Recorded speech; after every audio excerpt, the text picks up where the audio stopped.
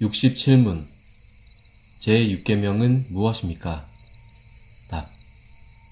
제6계명은 살인하지 말라입니다.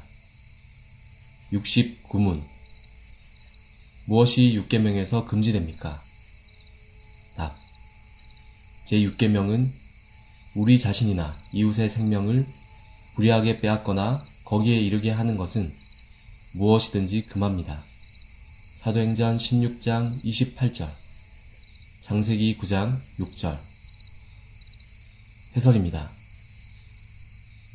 소가 남자나 여자를 받아서 죽이면 그 소는 반드시 돌로 쳐서 죽일 것이요.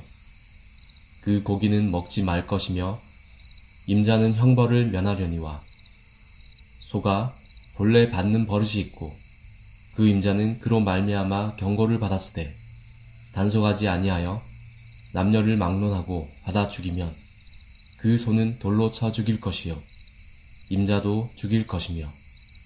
출애굽기 21장 28절에서 29절. 실제로 오늘날에도 사나운 개를 잘못 관리해 사람이 다치거나 죽는 경우가 있습니다.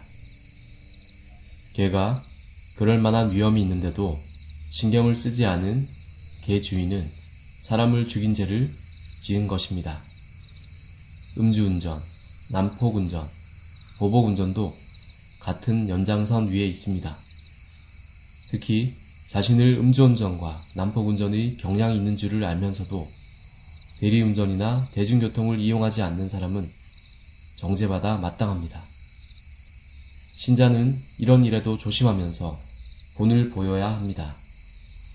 조심하는 것은 소심한 것이 아니라 생명을 보호하는 책임 있는 행동입니다. 여섯째, 도둑을 쳐 죽이는 것도 상황에 따라서 살인이 된다는 시민법의 정신을 잘 기억해야 합니다. 도둑이 뚫고 들어오는 것을 보고 그를 쳐 죽이면 피 흘린 죄가 없으나 해 돋은 후에는 피 흘린 죄가 있으리라. 출애굽기 22장 2절에서 3절.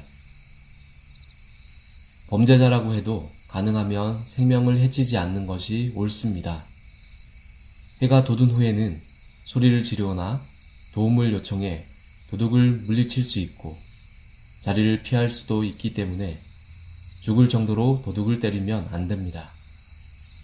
물론 불가피하게 자신을 보호하는 정당방위는 죄가 아니지만 정당방위를 악용해 고의적이고 과도한 보복을 정당해서도 안 됩니다. 일곱째, 부상과 공궁에 처한 자를 돕지 않는 것도 금지됩니다. 예수님은 선한 사마리아인의 비유를 통해 종교적 지위나 명성을 떠나 실제로 어려움을 당한 자를 돕는 사람이 하나님의 뜻에 부합한다고 말씀하셨습니다. 어떤 사마리아 사람은 여행하는 중 거기 이르러 그를 보고 불쌍히 여겨 가까이 가서 기름과 포도주를 그 상처에 붓고 싸매고 자기 짐승에 태워 주막으로 데리고 가서 돌보아 주니라. 그 이튿날 그가 주막 주인에게 데나리온 2를 내어주며 이르되 이 사람을 돌보아 주라. 비용이 더 들면 내가 돌아올 때 갚으리라 하였으니 내 생각에는 이 세 사람 중에 누가 강도 만난 자의 이웃이 되겠느냐. 누가복음 10장 33절에서 36절. 야고보서 2장은 헐벗고 일용할 양식이 없는 형제나 자매에게 말로만 평안히 가라, 덥게 하라, 배부르게 하라 하고 그 몸에 쓸 것을 주지 아니하면 아무 유익이 없다고 말합니다. 신자는 형제와 자매가 어려움을 당할 때 도와야 합니다. 주는 것이 받는 것보다 복이 있다고 하신 예수님의 말씀을 진실로 믿어야 합니다. 먹을 것과 입을 것이 있으면 족한 줄로 알아야 합니다. 8째, 남이 흥분했을 때 거기에 맞장구 치며 부추기는 것도 금지됩니다. 루벤은 동생들이 요셉을 시기하여 죽이고자 할 때 그의 생명은 해치지 말자, 피를 흘리지 말라, 그를 광야 그 구덩이에 던지고 손을 그에게 대지 말라 라고 말하며 말렸습니다. 그는 다른 형제들의 불타는 질투심과 폭력성을 통제해 요셉을 죽이지 않고 구덩이에 던지게 했습니다. 우리가 잘 아는 것처럼 루벤의 이런 애씀을 통해 요셉은 물론이고 온 집안이 안전하게 살아남을 수 있었습니다.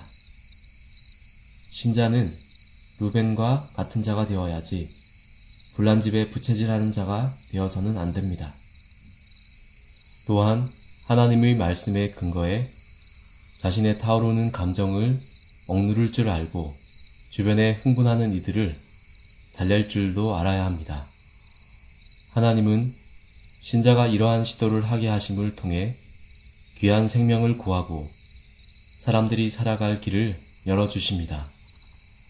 이렇게 그리스도인이 하나님의 말씀대로 살아가는 삶 자체가 세상 사람들에게 소중한 선물이 됩니다. 하나님의 말씀에 근거한 정서와 문화와 제도가 퍼져갈수록 생명과 열매는 더욱 풍성해집니다.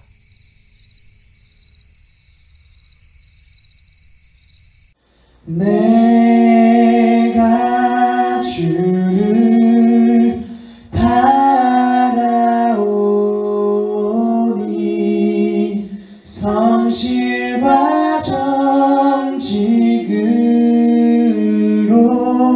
나를 보호하소서.